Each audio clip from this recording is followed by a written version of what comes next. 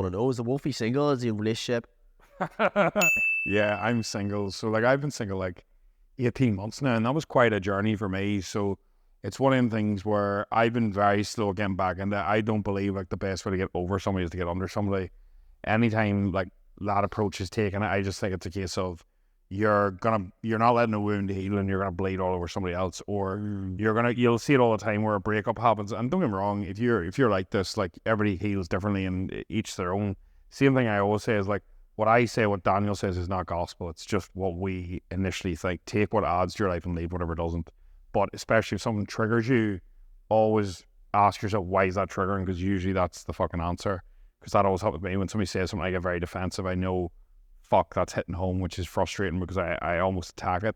But yeah, for me, it's been one of them like longer journeys, and it's been a case of just really spending time getting used to being alone, because I was in a relationship for like 6 years, constantly working, constantly around family, that. And I actually enjoy that because it allowed me to focus a lot on stuff that like I was sweeping under the carpet, like bad routines, bad habits, but not just a case of like sleeping in. Talking about like negative thinking, or do you know, if you're speaking ill of somebody without saying it, or gossip, or if you were, now don't get me wrong, I wasn't doing all these things, I'm just thinking of negative traits, or even just your energy when you show up for another individual, like all these wee things that you can become better at. It's allowed me to do a lot of work that I wouldn't have done on myself, so I'm grateful for it. But in case of like me actually on lockdown, where we're going, like I took a full year off women, like most people would not do that. It was So I want to dive a wee bit more into that, because most people would, again, they get straight back on the dating scene, straight on the dating apps, and they're looking for the next one. But you didn't take that route. And like not that we got close back then, because we didn't really know each other. That was that was December 18 months ago. Yeah, about 18 months ago. So I knew of you. Obviously, I joined Tony's mentorship, and it was one of the live events. I'm pretty sure it was in and around that time. It was after the December event, right? Yeah. So like obviously, like, we weren't that close back then. But I've seen from then to where you are now a complete character transformation, and it's a breathing breath of fresh air to see. And I'm sure I'm not the only one to see that too. You've probably seen that on social media. You come across more confident, more sure of yourself. But why did you take that route? Why did you decide, I'm going to take a year out and do me? It's interesting because like I think a lot of people, do you know what's a very strange thing? My sister and my mum talked about this quite in depth with me, and that you've seen it as well. Most people when they go single tend to start caring more about other people's perceptions. I actually lost all my fucks. I don't know what happened. I feel like the only person that I was probably trying to impress was maybe my old partner, or whatever pressure I felt, or that was from myself though. It wasn't from them in any case. I felt the need for it. So it was a case of like, I went to therapy, I done journaling, I done anything you could possibly do to try and get any inch. And the thing is, it was a case of where the reason I took the time period away is because I was like, oh, I'm not ready for this. Like, I'm not ready. I didn't really feel ready to be single. I didn't really feel ready to be in another relationship. And it's just me being straight. Like, I felt like there was a lot, like, and it was moving on to another partner. I also was like, well, I want somebody with all these traits and characteristics and has this together and that, and, you know, this and that. And I was like, well, what am I bringing to the table here? And where are my flaws? No, not everybody's perfect, but I was like, I need to iron these out. And for me, like, it's not from the lack of attention, like, because obviously, like, just being blunt, like, with, like, 600 plus on Instagram now. 600 plus what? Yeah. No, women. And there's fucking 700K on Facebook. Like, it's not like I'm not going to get some form of attention from somebody. No, of course. I know, absolutely. So it's the case of, like, it is a case of, like, turning it down is quite difficult when you're in that situation, especially as a younger man. But it didn't feel right to me. And anytime I've had a one night stand, I've always felt like shitter after. I've never felt great. It's always made my self-worth feel off. I've always turned around and been like, what the fuck was I doing? It's never added to my life, long run, which is quite interesting because most men will get their ego boosted from it, whereas I think that's a short-term ego boost.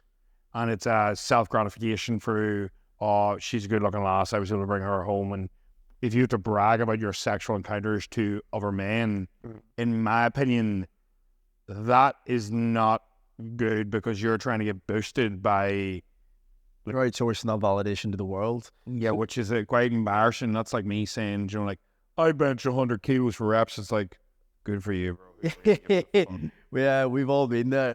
Yeah, it's an interest. It's a very interesting, because haven't fully dissected myself. Like, I don't know whether that's the right move or not, but it's one of the things for me. Just it's not a case of like people be like, oh, you move. I've completely moved on from it. But Have you? yeah, I have, because like for me, when a relationship ends and it's dead in the water, because that person who I was is dead. That relationship is dead. That person I was with, in my opinion, is no longer there. They've changed as well. So that love, that relationship, that's all gone. So like you can wish it all back or you can move on. But that's not possible again. So you hoping, and that's all. The idea of somebody that just no longer exists. That's where most people fall down. Whenever they have a breakup, they romanticize all the good and they forget all the bad. But the thing is as well, you also need to remember that like who I am, as you said, compared to a year ago is completely different. Just as people listening to this right now, if I asked you, well, how did you act, feel, talk, think 3 years ago versus now, I would like to think you're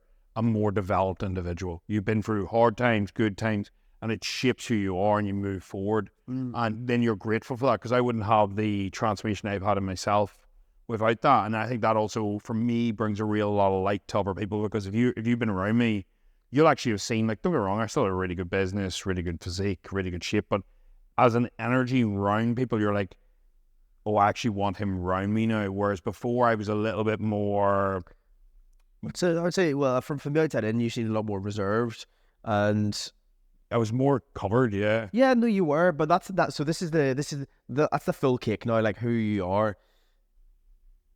Tony loves Bake Off. That's the full cake. So we use that analogy. I'm yet to watch it, but it is. Tony's a full cake, right? That's the output. What are the inputs? Because I'm sure there's a lot of young lads and maybe young girls too that have maybe just came out of a breakup and they don't really know which way to turn. And I always say, like, it's either make or break. You either turn to drinking, drugs, and outsourcing your validation of the world, or you put it into you. So what did you actually do to get to where you are now? And I mean, from in the past 18 months, like, what did you start doing and what did you stop doing? Because there's maybe a lot of lads or ladies actually looking for answers and looking for pointers. Yeah, I think the first things first is definitely, if you go through a breakup, is you need to just call it quits. I think a lot of people keep it like the long finger, and they treat it like, people don't realize, like, losing like, it's whenever a partner breaks up, it's like grief. You're gonna go through the stages of denial, acceptance, bargaining in your head. So if I had done, going back through old scenarios, and then even turn around and going, but if I do this person might come back. So if I get in shape, this person might come back. If I make more money, like, all that, you need to realize, and you're also going to bounce through the 6 stages of grief, like, acceptance, denial, bargaining, and you're going to bounce back and forth between them at time periods. And it's just sort of accepting that and accepting your emotions and not trying to, like, hide them and man up, but, like, not a case of succumbing to them and sitting in your bed sheets crying. It's hard to feel down for a day or two, male or female, but what's not okay is 6 months down the line and you've not actually done anything. So for me, as we said the other day, you can't always think your way out of them problems. So for me, I go to the gym, I get in the flow, I focus on building myself back up, because for me, it very much felt like, because it was a very mutual breakup, but it was one of the things where a lot of my confidence was probably from that individual. A lot of it was built up. And then Why? It just a lot of my self-worth. I think because from where I was initially before the relationship to the end of it, I would associate a lot of that with that person coming into my life around that time period, because I stopped doing drugs, I stopped doing drink. So then you associate the success of everything with that individual. Like, for example, I didn't have a business before that. I wasn't really in good shape. There's so many factors. And then whenever your self-worth is wrapped up in another individual, it takes time to build it up. So it felt like I had built this massive wall of, like, I'm the fucking king. I have 100K followers, good-looking girlfriend. And then I was like, fuck, my walls came tumbling down. I was like, I'm britling this fucker back from one brick at a time. And that's really the way you should take it. And I remember saying this on Caroline's podcast. I was like, it felt like I wasn't even laying one brick. It felt like I was laying a pebble a day. It felt so slow and it felt so shit.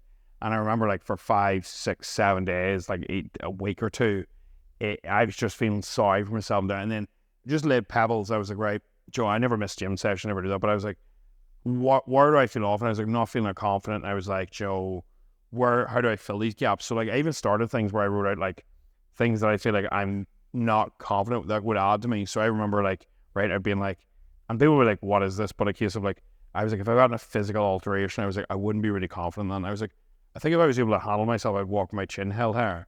So I was like, I'm going to go to MMA. And I was like, this is completely out of my fucking realm. And I remember rocking down and being straightforward, like, majority of my hometown know me. Yeah. It's a very small town. So like when I walk into an MMA gym, like everybody's eyes are on me. And it's like I'm trying to throw punches like your mum slapping her handbag against me. So and I went to that for 6 months, and then once I got confident enough to spar like Daki, which is like a pro MMA fighter, like not fully, like we're talking very light jobs, like, but a case of where I was like, if something happens, I'm confident now. I noticed like as that built, other things built as well. I built up my discipline, built up habits, routines, gratitude, built up my confidence talking to women again, just starting with small conversations. And then I noticed slowly, brick by brick, you build yourself back, but you just have to figure out like, where am I weak? And then little action steps to get there, rather than like, I suck at talking to women. I was like, well, I haven't talked to like a single woman at all. And like, I talk to them, but I was like, not as a single man. So I was like, I'm just going to start by having conversations in coffee shops. And just even having a little bit of crack with whoever served me the coffee. Like, it doesn't even matter if she's older or younger. Same with like, if a woman's older and you're in a pub or in a restaurant and you are like near each other at the bar, have conversation. And people are like, oh, that's not, but that's reps. Reps, absolutely. Yeah, it is. Like, if you can flirt with, this sounds like a 50-year-old woman at the front of a bar, like, and she laughs, you don't realize what it adds to your confidence of like, oh, I can hold a conversation.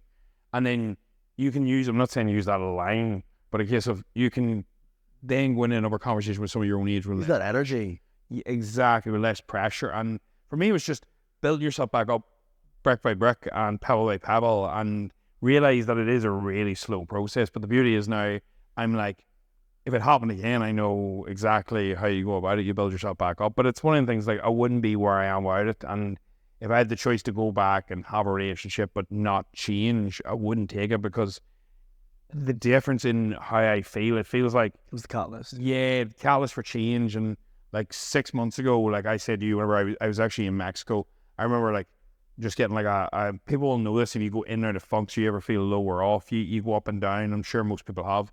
It felt like click, and my eyes opened again for the first time in years. It felt like I was in a bit of a blitz for like years with work, and days rolled into weeks and months, and it clicked for me, and I was like, oh fuck, and then my energy came back, and I just changed mood.